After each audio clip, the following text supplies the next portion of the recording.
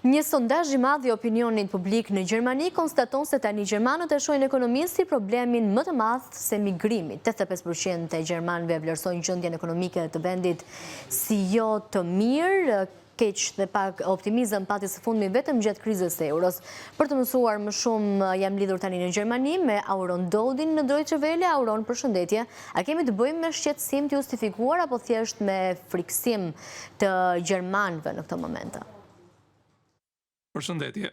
Kemi të bëjmë me një dobësi reale, por që duket më dramatike nga ç'është në të vërtetë.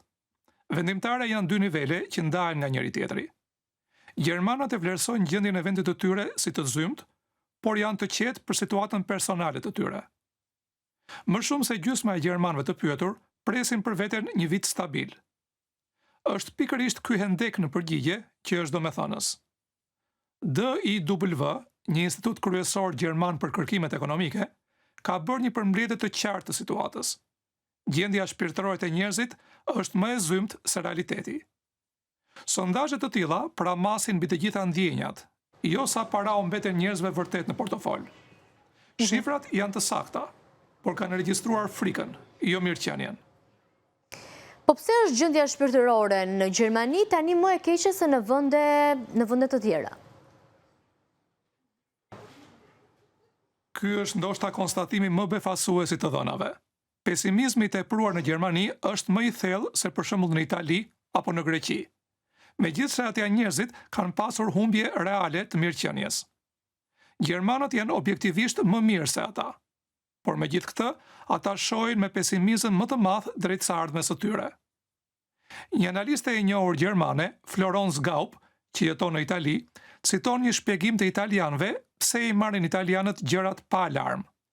Sepse përballja gjithmonë me probleme të shumta u kishte treguar se dikur të gjitha zgjidhen. Por një pjesë e pesimizmit të gjermanët u shqet edhe nga mediat sociale. Aty lajmet, siç dihet, tërheqin më fort vëmendjen dhe mbeten më gjatë në mendje.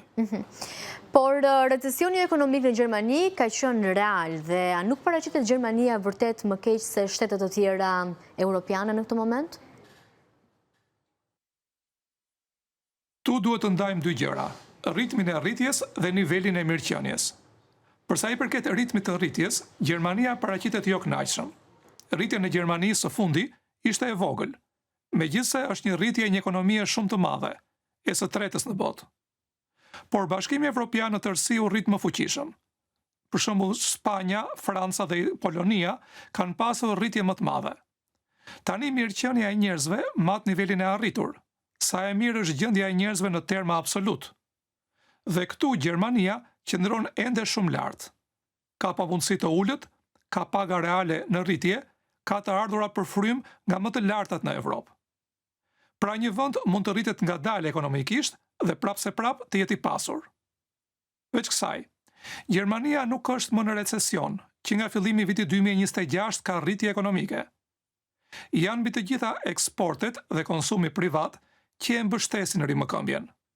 Po ende nuk kemi një kthes të vërtet, por kemi megjithatë një bazë të qëndrueshme.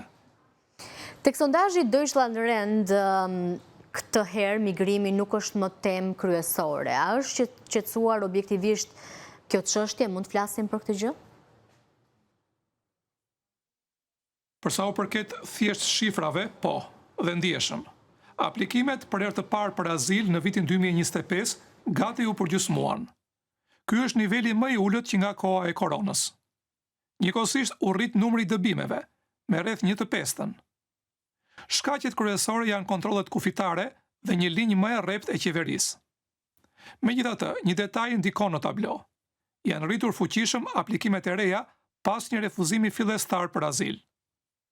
Por në fundit në Gjermani kanë ardhur dukshëm më pak migrant. Ndoshta prandaj u qetësua dhe debati i nxehtë. Shqetësimet për ekonominë e spostuan shqetësimin për migrimin. Pra mund të flitet për sukses të plot për sa i përket problemit të migrimit?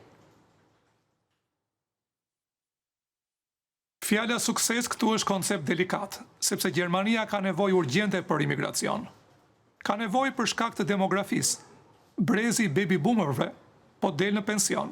Këta janë brezat me lindshmëri të lartë të viteve 1960. Çdo vit largohen nga tregu gjerman i punës rreth 300.000 njerëz më shumë se sa hynë.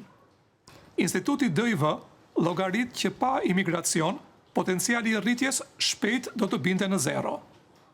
Edhe një fakt, që nga viti 2023, numri të punësuarve të regjistruar me kontribute shoqërore, po rritet vetëm përmes të huajve. Arsyeja është se dalin në pension më shumë gjerman të moshuar se sa punësohen gjerman të rinj. Pa imigracion, numri i fuqisë punëtore deri në vitin 2040 do të binte me 10%. Veçanërisht kujdesi shëndetësor, shëndetësia dhe zejtaria e vuajnë këtë që tani. Pra pensionet dhe mirëqenia varen drejt për drejt nga migrimi. Qartë. Si përputhen tani të gjitha këto dhe çfarë do të ndihmonte Gjermaninë tani më shumë se kurrë? Mendoj se duhet të ndajmë qartë dy gjëra. Njëra është migrimi për azil, që ka rënë së fundi, tjetra është migrimi për punë, që Gjermania e kërkon me ngulm. Nisur nga kjo, një rrugë e zgjuar, pra nuk do të ishte më pak migrim, por më shumë nga migrantët që nevojiten. Pikërisht për këtë ndihmon ligji i reformuar për imigrimin e specialistëve të kualifikuar.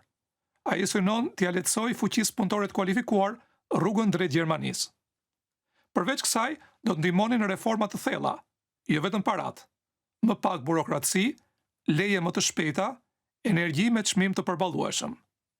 Dhe një braktisje e pesimizmit të tepruar, sepse dhe Instituti Ekonomik DIV paralajmëron. Vetë pesimizmi mund ta sjellë krizën që duam të parandalojmë. E qartë, mirë, zotë Dodi, faleminderit shumë për të komunikim të drejt për drejt dhe gjitha detajet që na ndatë në studio, teksa ne vjojmë të jemi me të tjera zhvillime.